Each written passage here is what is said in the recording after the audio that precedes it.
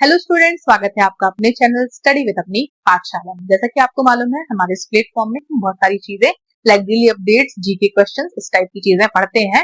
तो आज हम कुछ इन्हीं टॉपिक्स के साथ आपके पास हाजिर हुए हैं, जिसमें हम वन लाइनर फैक्ट्स पढ़ेंगे, साइंस, जीके और इस टाइप की चीजों के साथ। तो चलिए देखते हैं क्या पढ़ना है हमें। जीके वन लाइनर फैक्टर्स पढ़ना है, जो आपके बहुत सारे एग्जाम्स में पूछे जा सकते हैं। जैसे कि सबसे पहले देखते हैं हम भूगोल और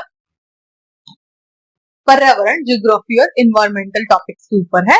तो सबसे पहले देखिए, विश्व का सबसे बड़ा महाद्वीप कौन सा है? तो एशिया महाद्वीप है विश्व का सबसे बड़ा।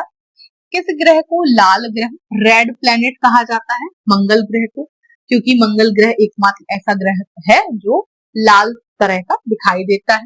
भारत का सबसे ऊंचा पर्वत शिखर कौन सा है? कंचनजंगा, सिक्किम। सुंदरवन डेल्टा कहाँ स्थित है? पश्चिम बंगाल में, जो कि नदी से मिलकर बनता है। सुंदरवन डेल्टा मतलब जहां पर नदी गिरती है उसे हम डेल्टा कहते हैं। इसके बाद सौर मंडल का सबसे छोटा ग्रह कौन सा है? तो बुध है। यदि आप चाहते हैं कि आपको सौर मंडल का पूरा वीडियो चाहिए या पूरा टॉपिक चाहिए, तो प्लीज कमेंट सेक्शन में जरूर कमेंट करिए, ताकि हम आपके लिए वो वीडियो भी जरूर लेकर आएंगे। आगे बढ़ते हैं, आगे देखते हैं भारतीय इतिहास और राष्ट्रीय प्रतीक के बारे में कुछ फैक्ट्स हैं। तो देखिए, भारत का लौह पुरुष, आयरन मैन के रूप में किसे जाना जाता है? तो सरदार वल्लभ भाई पटेल को जाना जाता है। इसके बाद स्वतंत्र भारत के प्रथम प्रधानमंत्री मतलब हमारे पीएम, जैसे फिलहाल नरेंद्र मोदी है, तो फर्स्ट टाइम कौन बना रहा होगा? हमारे देश की आजादी के बाद कौन बना रहा होगा?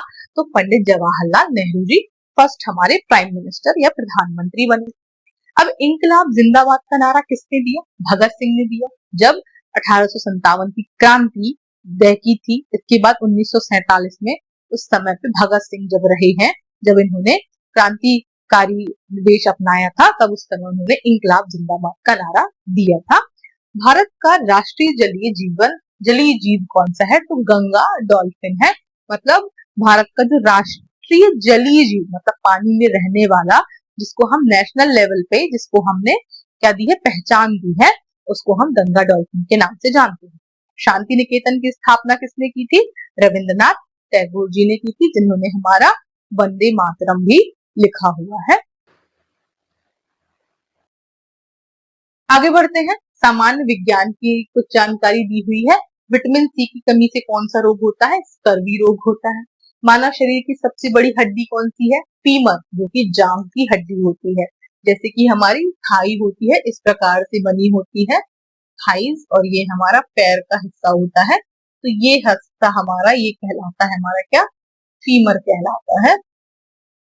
पौधों की पत्तियों का हरा रंग किसके कारण होता है? तो क्लोरोफिल के कारण। आपने पौधों की जो पत्तियां देखी हैं, उसमें जो हरा कलर होता है वो क्लोरोफिल नामक पदार्थ की वजह से होता है। अब वायुमंडल में सबसे अधिक मात्रा में कौन सी गैस पाई जाती है? तो नाइट्रोजन 78% पाई जाती है। प्रकाश संश्लेषण फोटोसिंथेसिस के दौरान पौधों से कौन सी गैस छोड़ते हैं? तो ऑक्सीजन। मतलब फोटोसिंथेसिस मतलब जब पौधे अपना भोजन बना रहे होते हैं, उस समय पे ऑक्सीजन गैस वो छोड़ते हैं, और कार्बन डाइऑक्साइड हमसे मतलब हमारी जो पृथ्वी में सराउंडिंग्स में जो उपस्थित है, उससे कार्बन डाइऑक्साइड लेते हैं और ऑक्सीजन को छोड़ते हैं।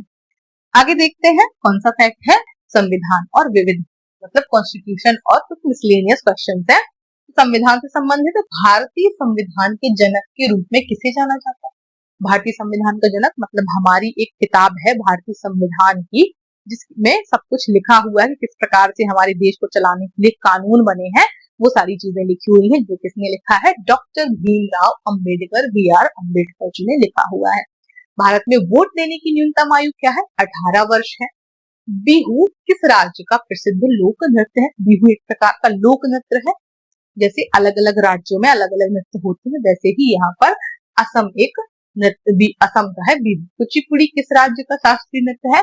तो आंध्र प्रदेश का है। ISRO Indian space research organisation का मुख्यालय कहाँ स्थित है? तो बेंगलुरु में स्थित है, जहां से कई प्रकार के यानों को छोड़ा जाता है। इसरो केंद्र कहलाता है, जो कि बेंगलुरु में स्थित है। सो आई होप आपने ये सारे फैक्ट, जो कि हमने साइंस, जीके और कुछ ज्योग्राफी और संविधान से रिलेटेड जितने भी क्वेश्चंस पढ़े हैं, तो आपने बहुत अच्छे से इन चीजों को समझा होगा। और जो मैंने आपको बताया है कि यदि आप चाहते हैं कि सौर मंडल पर हम आपके लिए डिटेल वीडियो लेकर आए, तो प्लीज इसमें कमेंट जरूर करिए, ताकि हम आपके लिए एक अच्छा से अच्छा वीडियो आपके लिए बना सके। तो प्लीज हमारे चैनल को लाइक शेयर सब्सक्राइब करना ना भूलें। Thanks for watching.